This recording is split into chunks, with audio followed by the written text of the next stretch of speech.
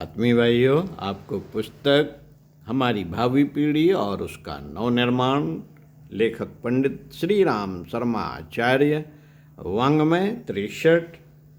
आइए सुनते हैं पृष्ठ 1.86 से। बच्चों को कहानियाँ ऐसे सुनाइए। मित्रों, गूढ़ से गूढ़ तथ्यों सिद्धांतों को भी कथा कहानियों के माध्यम से जितने रोचक और प्रभावशाली ढंग से समझाया जा सकता है, उतना गहन विश्लेषण द्वारा भी संभव नहीं। यही कारण है कि प्राचीन काल से कथा कहने और सुनने का बड़ा महत्व माना गया है। हमारे यहाँ पुराण, उपनिषद, महाभारत, भागवत, रामायण आदि के साथ अनेक छोटी छोटी कथाएं संयुक्त हैं। प्रायः हिंदू व्रत त्योहारों के अवसरों पर इन्हें कहने का विशेष महात्म्य माना गया है। प्रत्येक कथा कहानी का निर्माण किसी उद्देश्य विशेष को सम्मुख रख कर किया है और वृद्ध जनों द्वारा उन्हें बच्चों को सुनाने की परंपरा प्रायः हर घर में है। इसका उद्देश्य यही है कि बच्चों में बचपन से ही सात्विक संस्कार जम जाए। साथियों, सत्य बोलना,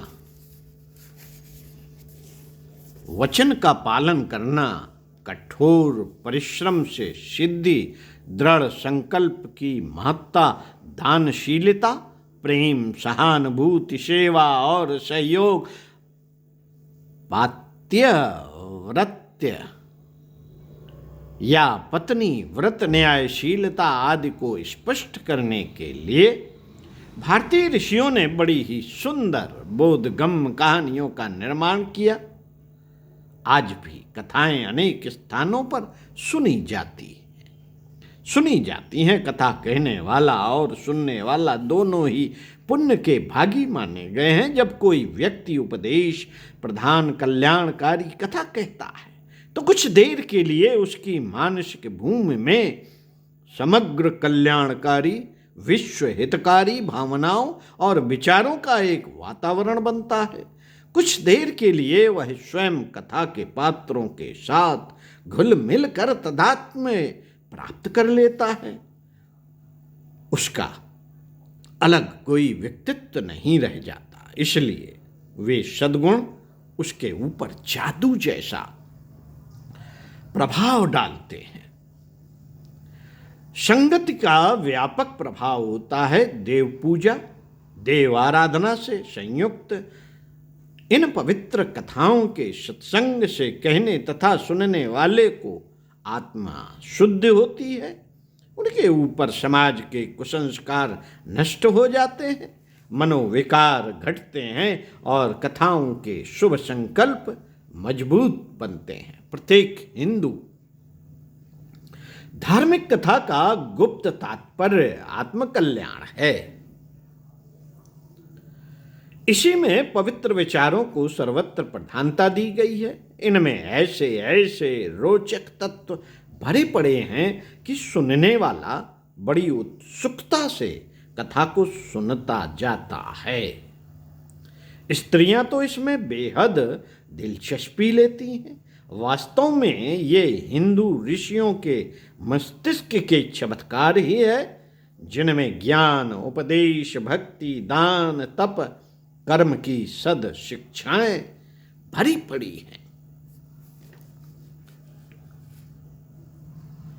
मनुष्य के असुरत्व को हटाकर घटाकर उसमें देवत्व की, न्याय की, शतोगुण की, धर्म पक्ष की प्रवृत्ति उत्पन्न करना, ठीक दिशा में कदम आगे बढ़वाना और असत्य से लड़ना या उसका विरोध करने के लिए सदा तत्पर बनना इन कथाओं का उद्देश्य है। इस पद्धति से अच्छा वातावरण उत्पन्न हो सकता है। आवश्यकता इस बात की है कि इन सब धार्मिक लोक कथाओं को एकत्रित कर इनके सस्ते सुलभ संस्करण तैयार कराए जाएं और स्कूलों में इनका व्यापक प्रचार प्रसार किया जाए। इनकी भाषा सरल और बोधगम्य रखी जाए, जिससे हमारे ग्रामीण भाई भी इन्हें आसानी से समझ सकें। हमारे पुराणों में भी जो छोटी छोटी कथाएं हैं, उनमें भारतीय संस्कृत का खजाना छिपा हुआ है। अनेक प्रकार से उच्च कोटि के उपदेश, ज्ञान सूत्र, प्रतीक, उपयोगी तत्व इनमें भरे पड़े हैं। हमारे पुराणों में हमारे उन पूर्वजों की यशो गाथाओं का संग्रह है, जिनसे हमारा संस्कारों और रक्त का संबंध है। वे स्वभावतः हमें प्रिय हैं। उनका प्रभाव केवल हमारे मस्तिष्क पर ही नहीं, हृदय पर भी पड़ता है। यदि हम पुराणों की कथाओं को ही सुनाएं, तो उन अलौकिक कथाओं के साथ ऐसी कथाएं भी सुनने को मिलती हैं जो हमारे अंधकारमय जीवन में प्रकाश उत्पन्न करती हैं और इतिहास की कसौटी पर भी सत्य उतरती हैं। पुराण स्वयं अपने पाठकों की त्रुटियों को पहचानते हैं और शंकाओं का समाधान करते हैं। उनकी कथाओं को कह और सुनकर जो आनंद और उच्च जीवन के लिए प्रेरणा मिलती है, वह वर्णनातीत है। पौराणिक कथाएं तो हमारे वे भंडार हैं जिनमें छोटी से छोटी वस्तु से लेकर बड़ी से बड़ी वस्तु एक स्थान पर सरल ढंग से सजाकर रख दी गई। पुराण साहित्य के अलावा भी ऐसी कई कथाएं बिखरी पड़ी हैं जिन्हें सुनकर बच्चों को चरित्र निर्माण की प्रेरणा दी जा सकती है। बच्चों के निर्माण में कथा कहानी सुनाने की प्रक्रिया बड़ी ही महत्वपूर्ण सिद्ध हो सकती है। इस क्रम में कुछ बातें ध्यान में रखना चाहिए। एक तो यह कि कहानियां अधिक लंबी चौड़ी ना हो।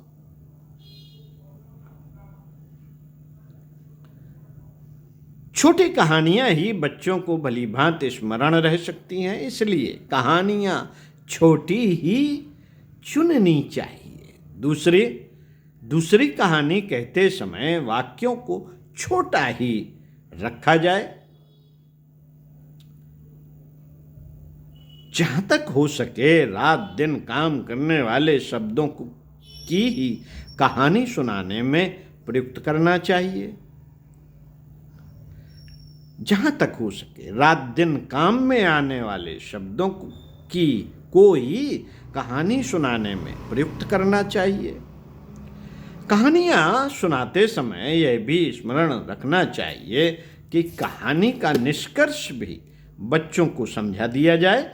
इस प्रकार बच्चों के मन पर कहानियों का अभीष्ट प्रभाव पड़ सके और उनमें अपेक्षित संस्कार डाले जा सके।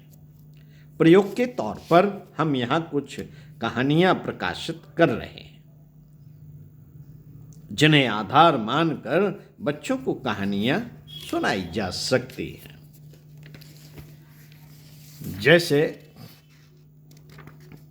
अगले वीडियो में ये कहानियां पढ़ के सुनाएंगे। एक तो सच्ची मित्रता।